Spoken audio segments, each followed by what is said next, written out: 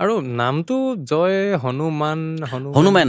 interesting মই নিজে বহুত ইণ্টাৰেষ্টিং পালোঁ আচ্ছা, স্পাইডাৰমেন ছুপাৰমেন হনুমান হয় কিন্তু হনুমান হ'লে কিছুমান স্বাধীনতা থাকে হয় হনুমেন বুলিয়ে কৈছোঁ আমি হনুমান বুলি কোৱা নাই না হনুমান বুলি কোৱা নাই গতিকে ধৰ্মক লৈতো প্ৰব্লেম সদায় আছে সদায় হয়তো থাকিব মাজতে খুব এটা ভাইৰেল হৈছিল কৈ ৰজা মহাৰাজা আহে এতিয়া আমি চিনেমা কৰোঁ আমি যদি বেলেগৰ চিনেমা নাচাওঁ আমি নাটক কৰোঁ বেলেগৰ নাটক যদি নাচাওঁ তেতিয়াহ'লে ভাবিম যে মই কৰা চিনেমাখনেই শ্ৰেষ্ঠ মই লিখা কবিতাটোৱেই শ্ৰেষ্ঠ স্ক্ৰিপ্ট লিখিব আৰম্ভ কৰাৰ পৰা শ্বুটিং কৰি এডিটিং কৰালৈকে 42 দিনত চিনেমাখন হৈছিলে টোটেল 42 দিনত 42 ডেজত ফিল্মখন শেষ হৈছে এডিটিং পৰ্যন্ত শেষ হৈছিলে পাৰ মাংসটো সঁচাকে ভাল পায় নে নাই ভাল পাওঁ মানে অকল না চিৰিজ তুমি মিছাকে বুলি কি ভাবিছা বা 200 ফলোৱাৰ্ছ থকা এটা পেজৰ পৰাও তুমি গোটেই